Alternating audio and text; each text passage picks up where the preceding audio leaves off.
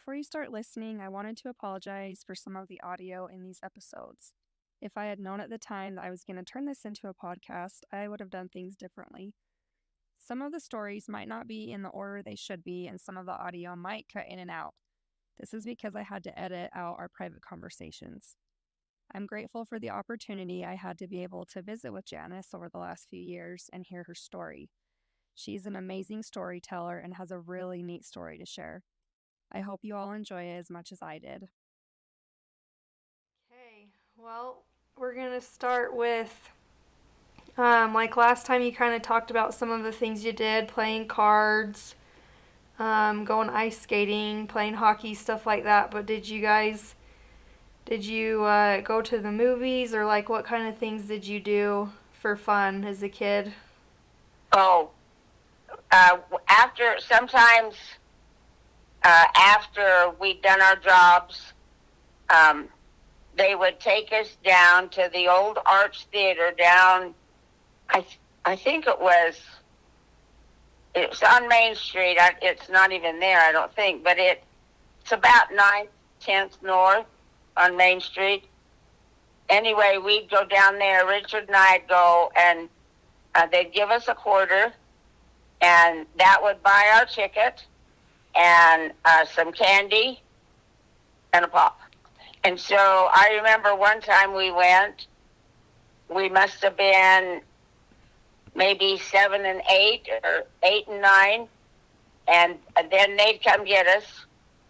And Mom said, well, who did you sit by? And I said, this really old lady was sitting by us. And Dad said, well, how old? And I said, she was 35. So in my mind, 35 was ancient. But yeah, we'd go to the movies. We'd go for a lot of rides. But and as we were younger, I don't remember really going any place with friends, either one of us, till we were in like 8th grade or older. And Richard, he didn't skate with us all the time. He didn't like skating quite as much as I did. We did during the winter. Dad would tie a rope on the bumper of a 1948 Plymouth, and we would ski the snowdrifts up in Mapleton. The snowdrifts were always above the fence line. So we'd ski behind the car and go off to the side of the car, and he and Mom would pull us with this 48 Plymouth. We did a lot of sleigh riding and skiing, not in the mountains, not that kind of skiing, just being pulled behind. In the summer, once we'd had supper and cleaned, tidied up, Richard and I always went outside. We'd play all kinds of things with the neighbors and Argyles and the Johnsons. One time, Richard, we just got our bikes, and he was pretty wobbly. We both were, but he was more wobbly, and they didn't have training wheels.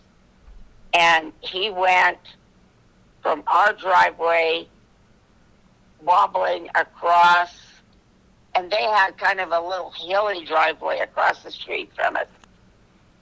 Got hit by a car. The car was going really, really slow. Richard didn't see it. Just knocked him off the bike and didn't hurt the bike or hurt him. He had kind of a bruised hand, just a few scrapes on his hand.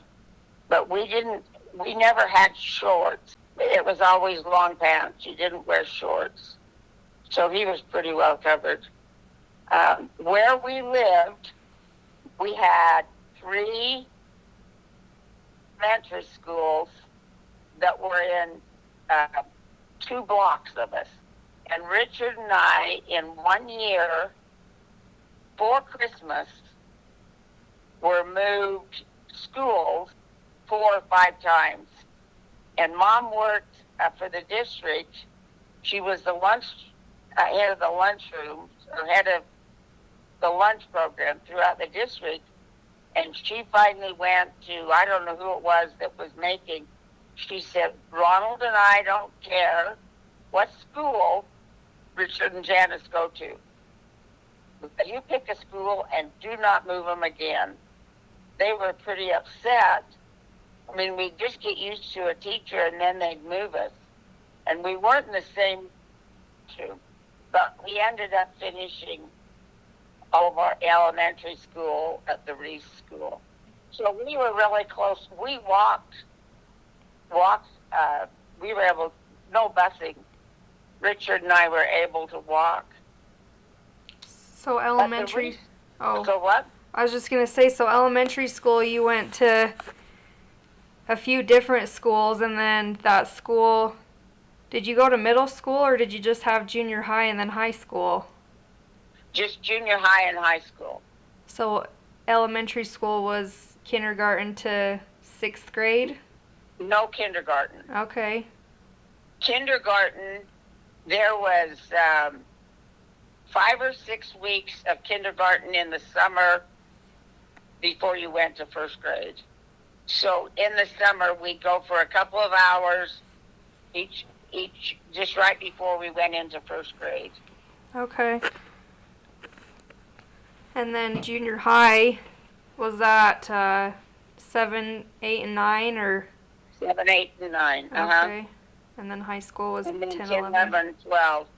And the high school we went to, the high school has, not while we were there, but I think the district has put it into a school, an alternative, and anyway, that was our old high school. And right next to it, and I believe it's still standing, was where we went to seminary. That was a seminary building, and that's where the baptismal font was. So we didn't have baptismal fonts in the churches. It was right there in the old seminary building. Did you like school when you were a kid? What was school like for you, and what were your favorite subjects? I loved school. I just loved school. The one thing, my favorite was the math and English. Richard English, that wasn't one of his favorite, but he always liked, when we got into junior high, we didn't do it as much in junior high. I don't think he took as high a level of math as I did. But we were both really good students. But mine, I chattered. Mom and Dad would go to parent teachers, and the teacher every year, didn't even matter what year. She's a really good student. She does her work really well if she just quit talking. She just talks. So Richard didn't have that problem. But we both got really good grades. He went to Boys State and I went to Girls State. I can't remember where his Boys State was, because Girls State for me was in Logan at Utah State, and that was why I decided to go to Utah State for college. I want to say Richard was at the University of Utah for Boys State, and he did go to college his first year. And I really didn't have any talent, but later in life, when we moved up here, I did a lot of art, but my favorite is watercolor and inking, where Richard always liked the oils. That was his medium. And neither Mom or Dad painted. We don't know where the desire to paint, but Richard was very good. You said that you did student council. Did you do anything else, or did you play any sports in school? No sports. I tried. They even tried really hard. When I got 2 left feet, they tried really hard to get me to play the drums to beat just for the drill team. And finally, the teacher that was over it, the drill team teacher, she said, "Janice, just ride the bus and cheer, okay?" So that was, I don't know how I got into liking ice skating. But no, I didn't play any sports. I don't remember Richard playing any sports either. But it wasn't as common to do sports as it is now. It's quite competitive now. Oh, it's crazy how competitive it is now. Oh, yeah, and they have little kids. I mean, we didn't have any of that as kids. I was in, they called them beta classes when we were in high school, and they were college classes that you got college credit for. I was in a trigonometry class with the football coach as a teacher. I learned nothing about trigonometry, but I know how to outline and put lines on and numbers on a football field. That was my job every football game. Yeah, I think he gave it to me was because he knew I'd do my homework no matter what. And I don't remember either one of us having a lot of homework. In my mind, I think we got a really good basic education. Like the teachers didn't just teach for 5 minutes, but it was more interactive. I really liked chemistry. Richard liked chemistry. He liked the biology in that, and that wasn't my favorite. But in chemistry, the beta chemistry class, I was showing the action of chlorine. Anyway, that's when it exploded. All of us were paired up, and we were doing the experiment, and it exploded. The vial exploded. That's when I got burned really bad in my lungs. Somebody ran to get him. Everybody left the room, and I stayed in the room building the chlorine, breathing the chlorine gas, because Mom had always said, if you make a mess, you got to clean it up.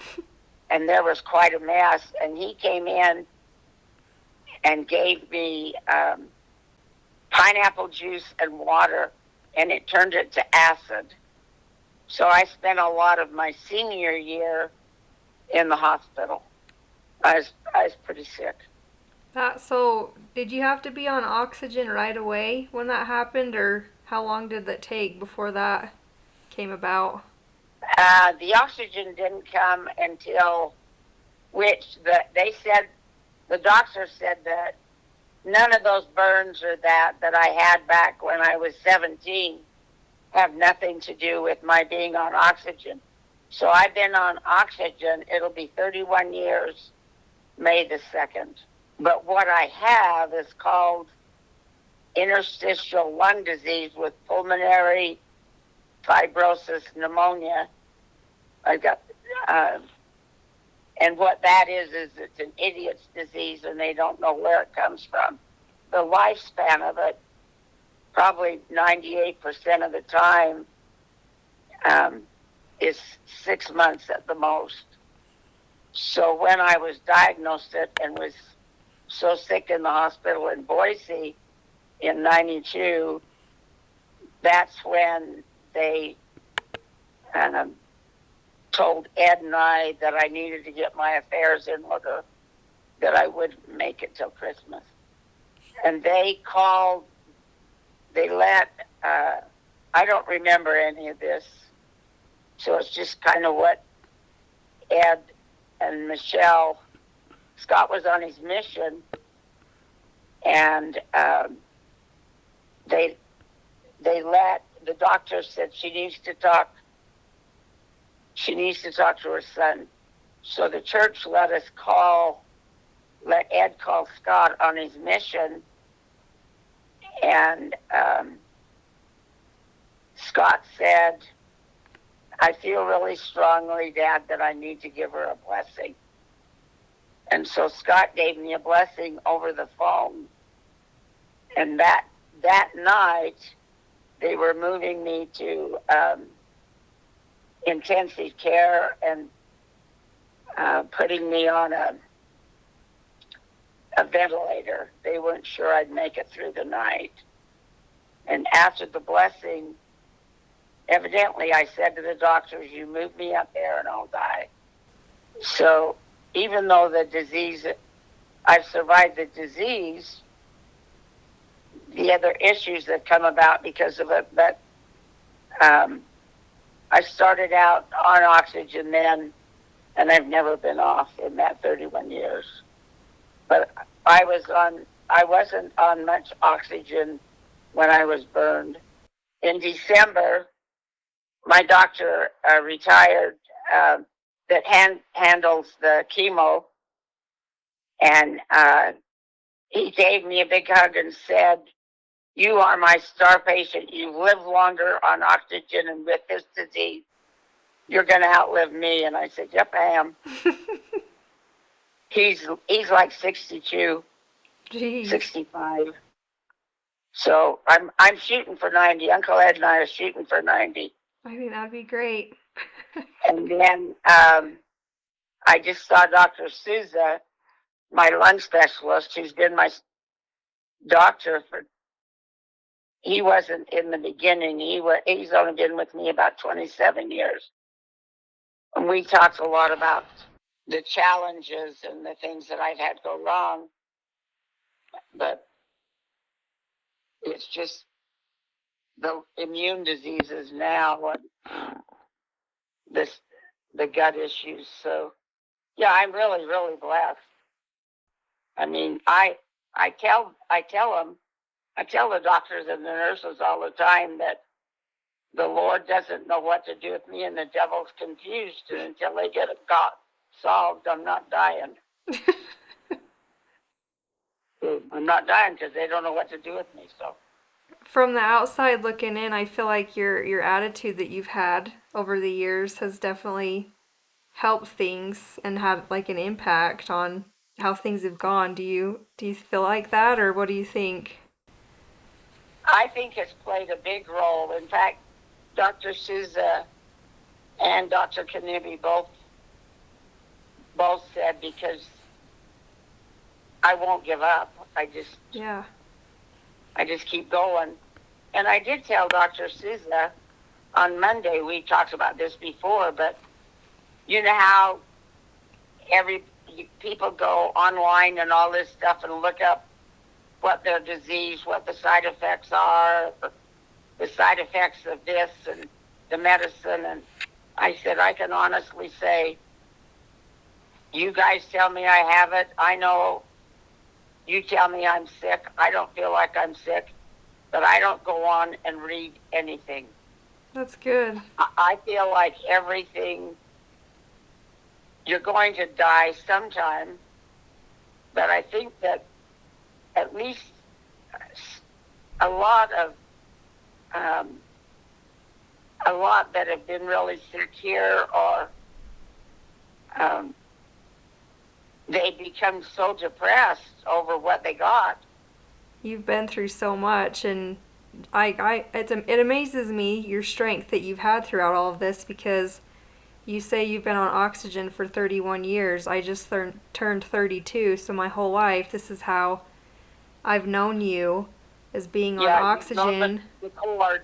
Yeah. The oxygen cord in my nose. Yeah, Yep. and having the health problems and everything, and I don't think I've ever seen you complain once. And I'm sure you have your bad days where you just want to know, why the heck did I have to deal with this? But the way you handle it is, I honestly think that has a lot to do with why you've lasted so long and done what you've done. It's because of your attitude, and you take it by the horns and say, I'm not dealing with this.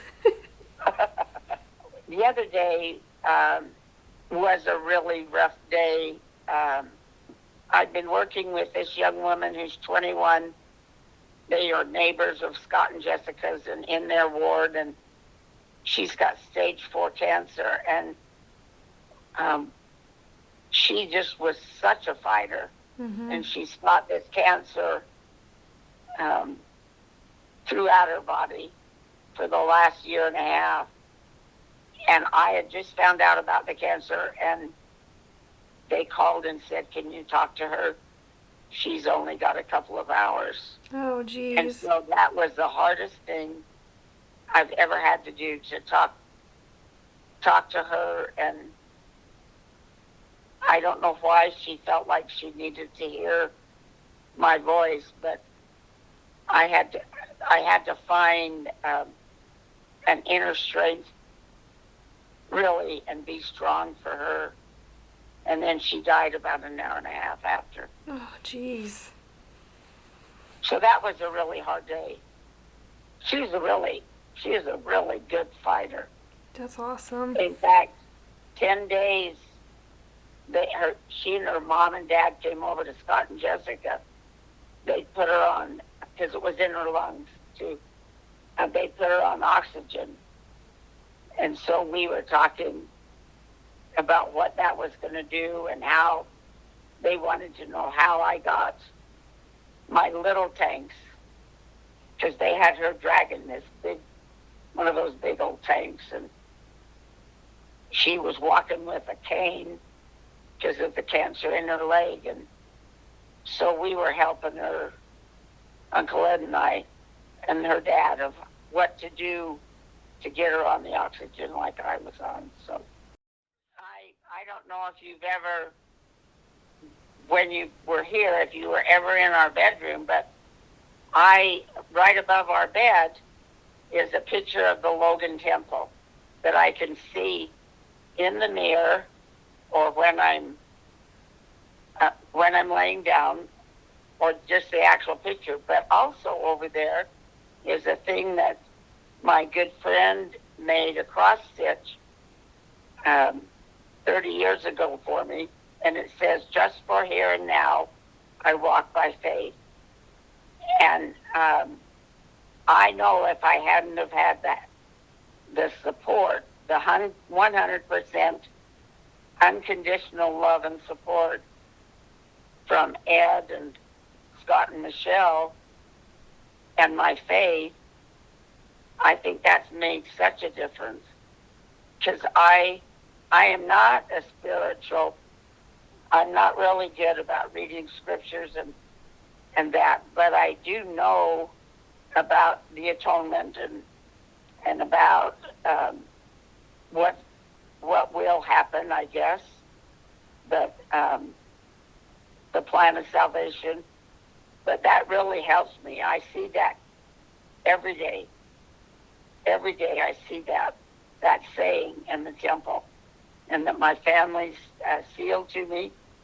I just think it's made, in my mind, that has just made it so much easier for me. Because eventually, we are all not going to make it. I've done things that I wouldn't do again, but I learned from them. Our grandkids have never known me. Jessica and Avery have never known me without oxygen. And the kids, the grandkids, I gave them, they had their own cannula because they keep grabbing mine. So I just would get a new cannula and get them the new one and let them drag it around when they're crawling. So they've all had cannulas of their own, but they've never known me without it. So. Do you remember any fads from your youth, popular hairstyles or clothes that you had? Oh yeah. I never had enough hair to really do this, but they used to roll their hair on orange juice cans, not the big ones that you have today. They would be about 2 inches, inch and a half in diameter. And for our bangs to stick out, you put a big roll of cotton, the white cotton. You put them under there, underneath your bangs. Um, you the thing to have to wear were Jansen sweaters, saddle Oxfords. We all had that. I only had I probably had 3 or 4 of the poodle skirts, but Mom, and the petticoats.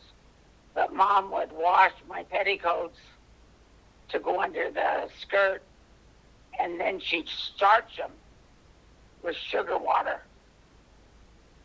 She made a paste and would dip the petticoat in this mixture she'd mixed up. So we all had that.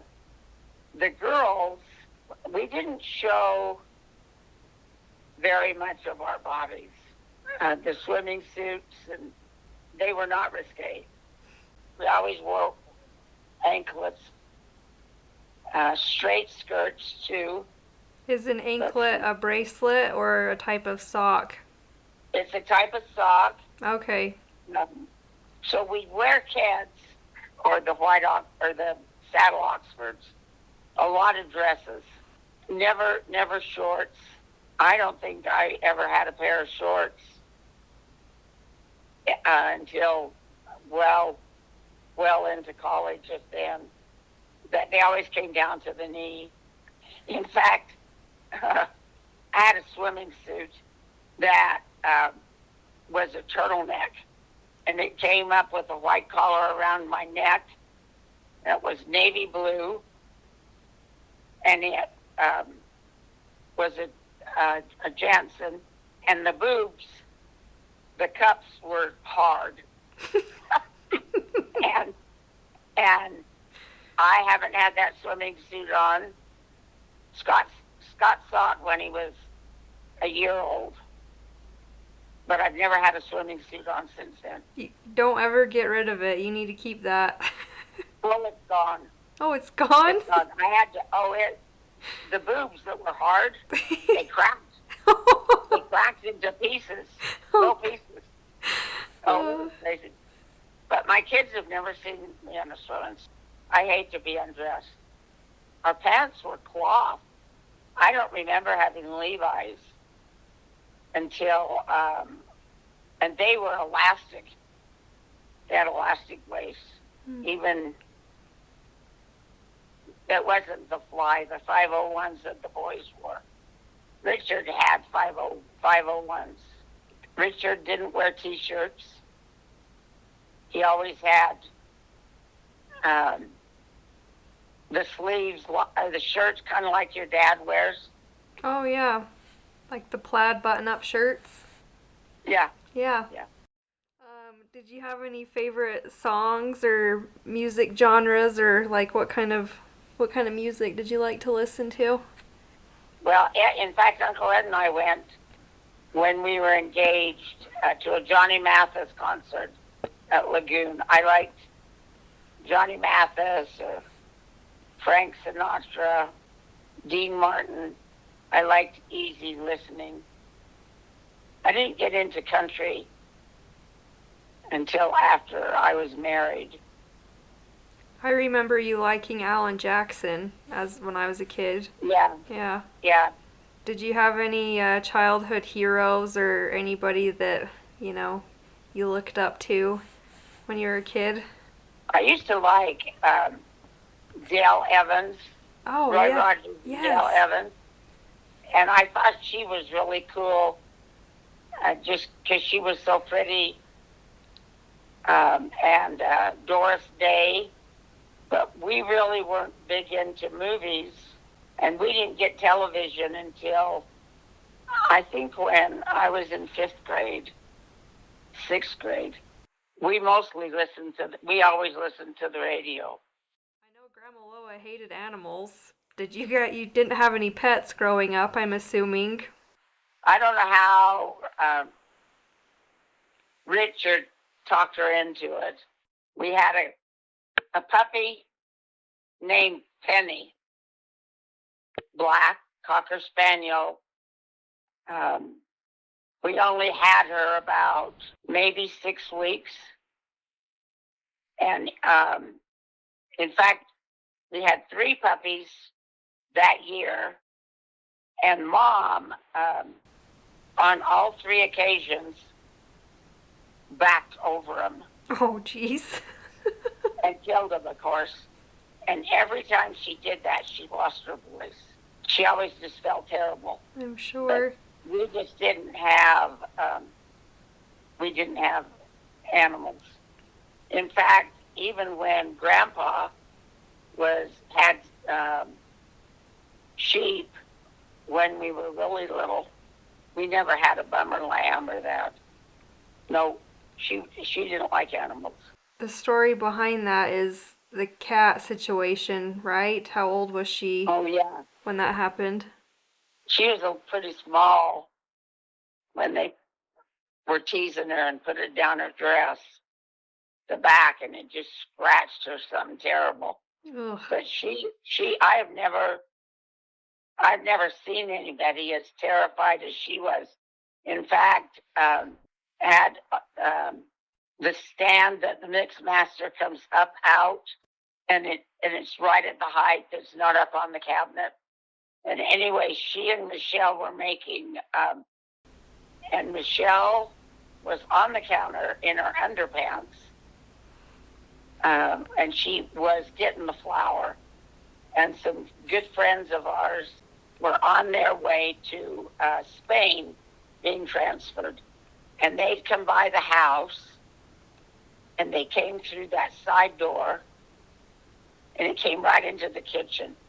I don't know where the kitten, whose it was, but it came in. Grandma, or my mom, saw that kitten, shoved Michelle off the counter, and was on top of that counter, just screaming. Oh, she was so afraid. And I knew that she had to be so afraid just because of what she did to Michelle. Right. Yeah, she's terrified. She was just terrified. She never got on the horse, even led the horse, or held it, when we go up, when Richard had that property up, it's not Diamond Fork, but Mom never, no, I don't even remember her really patting the dog. Jeez. I think Richard and Nancy wanted her to like Lurch, but she and Lurch, I told you, were never pleased. No. I can see why. It's interesting. I tolerate the dogs, but I don't have the love of dogs and horses like Michelle does. I mean, we've had them in the house. I've been on a horse maybe 3 times. It's interesting that her love of animals came from Ed. You talk about doing chores as a kid. What kind of chores did you have to do? What was your least favorite one? Dusting. Mom was a meticulous cleaner of everything. I think you could have eaten off her floors at any time. And dusting, and all of our floors, if they didn't have carpet, they were linoleum, and you scrubbed them on your hands and knees with a scrub brush. We didn't have mops. I thought I knew how to clean until I went to her house and was cleaning, and then I think she passed some of that OCD stuff onto me, because I've been known to get on my hands and knees and scrub the grout with a toothbrush. Oh, yeah. That came from your Grandma Loa. Yeah. No kidding. And Scott has a lot from Dad and Richard, especially outside the yard. Yeah. Meticulous. And then he's got the OCD of Grandma Johnson inside. Michelle got the cooking. She loves to cook. She likes to try new things. That's good. But Grandma, I didn't learn to cook. I know how to clean. I didn't get the OCD. But I know how to clean. And she would do the cooking, and I would do all the dishes and the wiping down and stuff. But it made her nervous for me to cook. So she just didn't let me cook.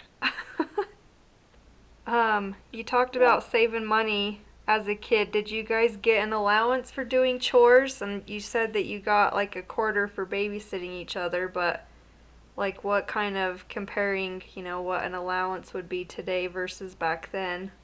We didn't really get an allowance for doing the chores. We got a quarter just to start to learn how to save. Okay. Does that make sense? Yeah, no, that does. The chores, Mom and Dad always taught us that was part of being as a family. Well, I started babysitting Anne and Susan, the Swensons, and I'd get a quarter an hour for the 6 of them. And then when she had me clean, she gave me 50 cents. Now, I just thought I'd just died and gone to heaven to get 50 cents an hour. But I could do whatever she needed me to do in an hour and a half. Neither one, Richard or I, got that really an allowance. But we did. He started mowing lawns really young, and I started babysitting and cleaning. You talked about hanging out with your cousins a lot, and you mentioned a few friends. I think you said was their last name the Bates? Were they friends or family, or did you have any other friends growing up? Mary was my first cousin. She's my age. Her dad was my dad's brother, Uncle Roy. And we spent a lot of time with them. And then Lynn Johnson, she's a cousin. Her married name, she's married to Owen Harrison. But no, they were cousins. Okay. We spent a lot of time together. And I think we were close in age or the same age. But Uncle Roy and Aunt Marie and Uncle Ted and Aunt LaRue, they were really close as family to Mom and Dad. And then Waldo and Emma Thomas. Anyway, they were cousins of Dad's, but they had kids that were our age. My friends, they would come. They want to come to our house because Mom always had a lot of good food to feed them. And then a lot of them lived in Lake Shore and Leland and Benjamin and Salem. And Dad was the one that would take them home because their folks wouldn't come get them. So we always had a lot of friends. Mom and Dad encouraged us to have friends come to our house. So that characteristic became part of my life, and we always encouraged Michelle and Scott to have their friends come to our house. In fact, one of my best friends, and Ed's too, is Dale Bingham, and he and I have been friends since 7th grade. Oh, wow. And he lives up here. Oh. He lives about 7 miles from us. That's cool. And he and his family, I don't know if you remember, maybe not, about the family that had 3 kids that had heart transplants. Oh, yeah. They did like a TV special on them that I've seen. Uh-huh. Yeah. On Dateline. Yeah. Well, that's their grandchildren. That's Okay. Dell and Leslie's. Okay.